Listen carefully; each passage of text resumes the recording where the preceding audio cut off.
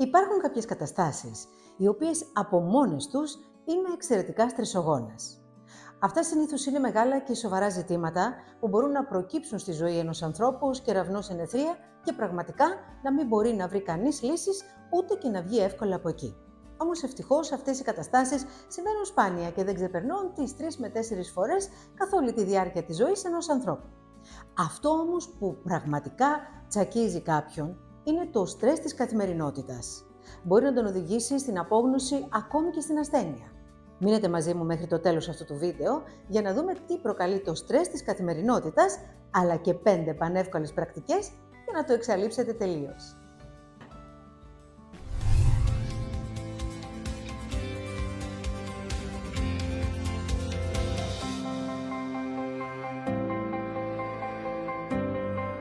Φίλες και φίλοι, καλώς ήλθατε και πάλι στο κανάλι μου. Είμαι η Μέρη Μάρκου, ενεργειακή θεραπεύτρια και δασκάλα της μεθόδου Κοσμοενεργειακή Θεραπευτική, που ανήκει στις άειλες τεχνολογίες και στον τομέα της συμπληρωματικής ιατρικής. Αυτή η έννοια του στρες δεν υπήρχε μέχρι περίπου και το τέλος της δεκαετίας του 70. Παρότι οι περισσότερες κοινωνίες εκτός της αμερικανικής δεν κολυμπούσαν στο χρήμα, ούτε απολάμβαναν μεγάλες ανέσεις, παρόλα αυτά οι άνθρωποι ήταν περισσότερο ευτυχείς, ανέμελοι αλλά και υγιείς. Θα χωρίσουμε αυτό το βίντεο σε 2 μέρη.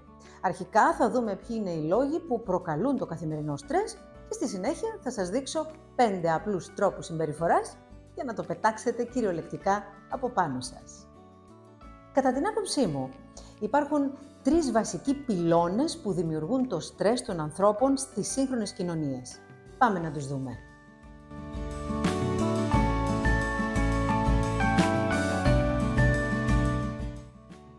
Ένας από τους κυριότερους λόγους που οι πληθυσμοί έχουν στρες και άγχος, και λυπάμαι που θα φανώ ίσως και αρκετά προσβλητική, είναι γιατί πολλοί άνθρωποι σήμερα είναι ακαλλιέργητοι και αντιμετωπίζουν τα πράγματα ρηχά αλλά και επιφανειακά. Η καλλιέργεια αφορά στο σκεπτόμενο ερευνητικό νου σε συνεργασία με το πνεύμα και την καρδιά του καθενός από εμάς. Ο καλλιεργημένος έχει πνευματική ανάπτυξη και ευρεία γνώση σε ποικίλα πεδία, όπως η λογοτεχνία, η φιλοσοφία και οι τέχνες. Επιδιώκει τη μάθηση και την κατανόηση του κόσμου. Έχει κριτική σκέψη. Είναι σε θέση να αναλύει και να σκέφτεται κριτικά. Δεν δέχεται εύκολα απόψεις ή ιδέες, χωρίς πρώτα να τις εξετάσει με προσοχή και ανοιχτό πνεύμα. Έχει ευαισθησία και ενσυναίσθηση. Ενδιαφέρεται για τα συναισθήματα και τις ανάγκες των άλλων και δείχνει σεβασμό και ευγένεια προς τους συνανθρώπους του. Έχει πολιτιστική συνείδηση.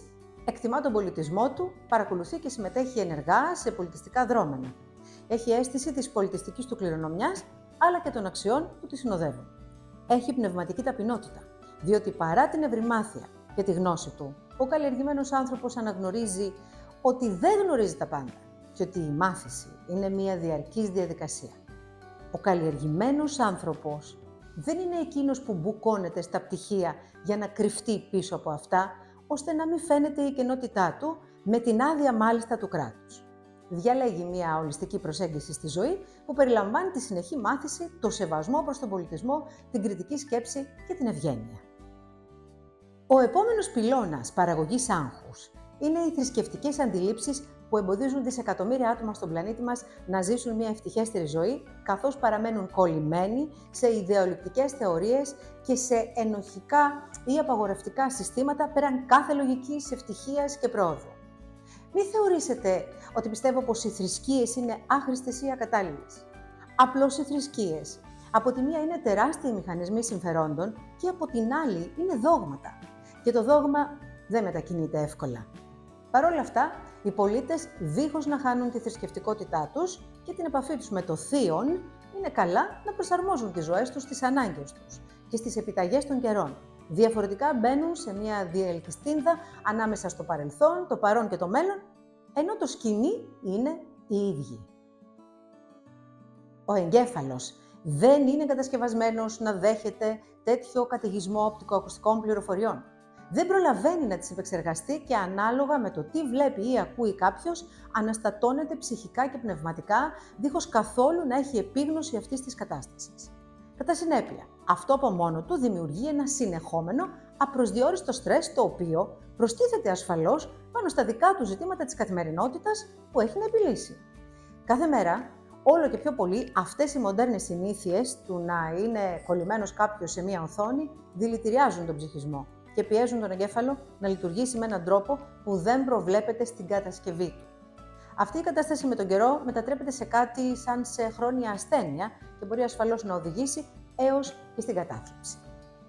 Πάμε τώρα να δούμε πώς θα βγάλετε knock-out το στρες.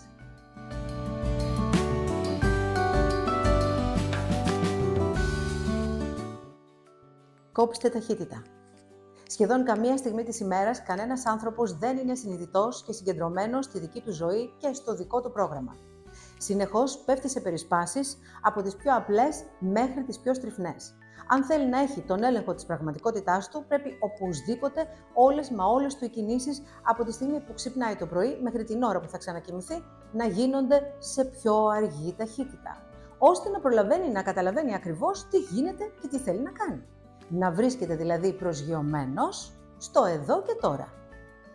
Οι στοικοί φιλόσοφοι, όπως ο Επίκτητος και ο Μάρκος Αβρίλιος, πρότειναν τη στοική ηρεμία μέσω της αποδοχής των πραγμάτων που δεν μπορούμε να αλλάξουμε. Θεωρούσαν ότι το άγχος προκύπτει από την επιθυμία να ελέγξουμε καταστάσεις πέρα από τον έλεγχό μας. Στις σύγχρονες κοινωνίες θεωρείται κάποιο είδους κατορθώματος, εάν μπορείς να ελέγξεις ακόμη και τους νόμους της φύσης. Δεν είναι λίγοι οι άνθρωποι που θέλουν να σταματήσουν τη βροχή που πέφτει, γιατί εκείνη την ώρα ήθελαν να κάνουν κάτι και θεώρησαν ότι εμποδίζονται από αυτό το φαινόμενο. Σκεφτείτε τώρα λοιπόν που σας το λέω πόσο αστείο είναι να αγχώνεσαι για κάτι τέτοιο. Κι όμως, τέτοιες απίστευτες σκέψεις και στρεσαρίσματα συμβαίνουν στον καθένα από εμάς καθημερινά. Αυτά που τρώει και πίνει ο σύγχρονος άνθρωπος έχουν παίξει καθοριστικά δυσάρεστο ρόλο στον ίδιο, ακόμη και ως προς το πόσο αγχώνεται. Όταν καταπίνει διατροφικά σκουπίδια, ο οργανισμός δεν παίρνει κανένα σχεδόν θρεπτικό συστατικό και έτσι δεν μπορεί να ανταποκριθεί και δεν μπορεί να βοηθήσει τον εγκέφαλο να παραμείνει ενεργός και γρήγορος, ώστε να διατηρεί τη διάβγειά του. Έχει μαλλιάσει η γλώσσα μας και εσείς συνεχίζετε να τρώτε επεξεργασμένους υδατάνθρακες, να πίνετε αναψυκτικά, να καταναλώνετε υπερβολική ζάχαρη, να τρώτε αλλαντικά, να καταναλώνετε αγελαδινό γάλα και όλα τα υποπροϊόντα του και πάει λέγοντας. Επιτέλους, διαλέξτε ένα πιο ωφέλιμο δημοτολόγιο για σας και κοιμηθείτε σαν άνθρωποι. Ξαπλώστε στο κρεβάτι σας μέχρι τις 11 η ώρα το βράδυ, το αργότερο, και κοιμηθείτε για συνεχόμενα 8 ώρες. Περπατήστε κάθε μέρα 3 χιλιόμετρα με αρκετά έντονο ρυθμό και θα δείτε πως όσο άγχος και να έχετε συσσωρεύσει μέσα στην ημέρα, εκείνο θα σας εγκαταλείψει με τον πιο απλό αλλά και εύκολο τρόπο. Στις μέρες μας, δεν υπάρχουν πιο αστείοι άνθρωποι στον κόσμο από εκείνους που νομίζουν ότι το να φροντίζεις το πνεύμα σου μέσα από ενεργειακές πρακτικές είναι μια ανόητη μόδα που στην πραγματικότητα δεν ωφελεί πουθενά. Οι αρχαίοι Έλληνες κατέφευγαν συχνά σε θρησκευτικές τελετουργίες και προσευχές στους θεούς τους για προστασία αλλά και καθοδήγηση. Είναι πασίγνωστες οι συμμετοχές τους σε μυστηριακές τελετές όπως τα Ελευσίνια μυστήρια που είχαν καθοριστικό καταπραγητικό ρόλο για την ψυχή. Αν και για πολλά χρόνια αυτές οι συνδέσεις με το κβαντικό κόσμο είχαν χαθεί, ευτυχώς πλέον για πάρα πολλούς ανθρώπους είναι πολύ δημοφιλείς και θεωρούνται απολύτως φυσικές και εξαιρετικά αποτελεσματικές.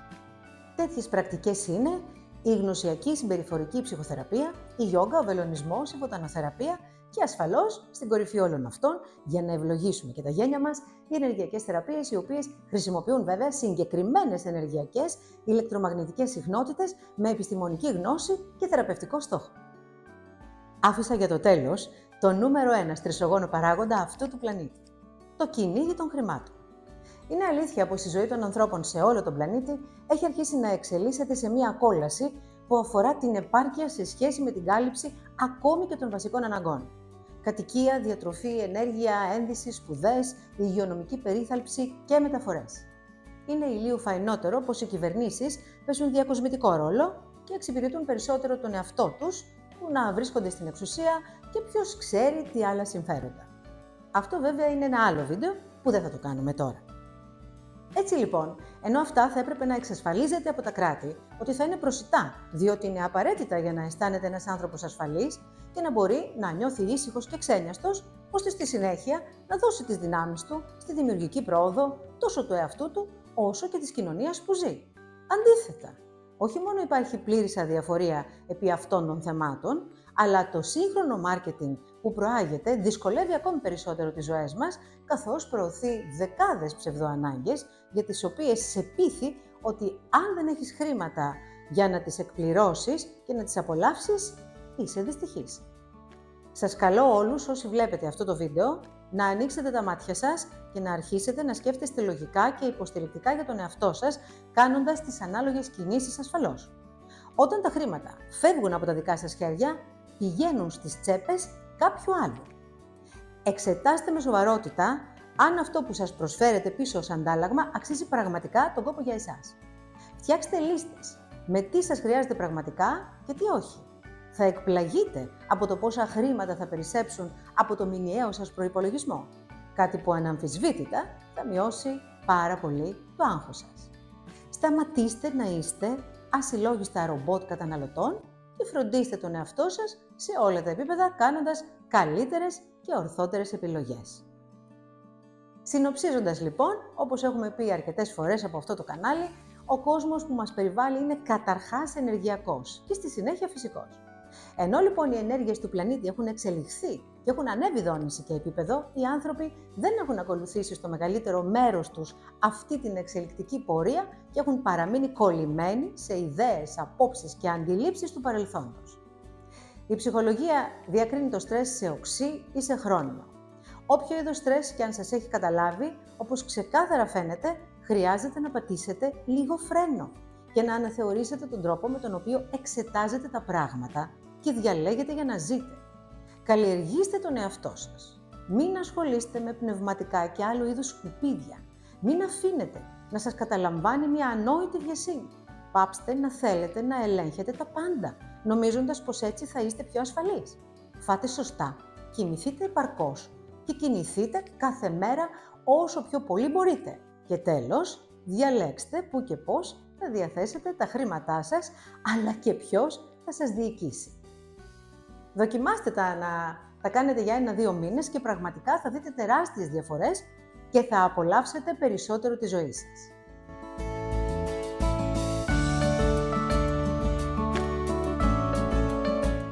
Σε αυτό το σημείο ήρθε η ώρα να σας πούμε να μην ξεχάσετε να κάνετε εγγραφή όσοι δεν το έχετε κάνει ακόμη, να μοιραστείτε το βίντεό μας για να μεγαλώσουμε την παρέα μας όσο πιο πολύ γίνεται, να χτυπήσετε το καμπανάκι, να μας δώσετε ένα like για να μπορεί και ο αλγόριθμος να μας βοηθήσει με αυτόν τον τρόπο και επίσης να γράψετε κάτω στα σχόλια γιατί μας ενδιαφέρει πολύ η γνώμη σας. Μοιραστείτε μαζί μας τη δική σας εμπειρία αν από εσάς κάποιοι αποφασίσετε να ακολουθήσετε αυτό το συμβουλευτικό δρόμο που σας έδειξα. Μπορείτε μετά από λίγο καιρό να μας αφήσετε και πάλι το σχόλιο σας για να μας πείτε τι καταφέρατε να επιτύχετε. Μέχρι το επόμενο βίντεο, να είστε όλοι καλά και να προσέχετε τον εαυτό σας, αλλά να σκέφτεστε και έξω από το κουτί γιατί κάνει καλό στην υγεία και την αυθονία.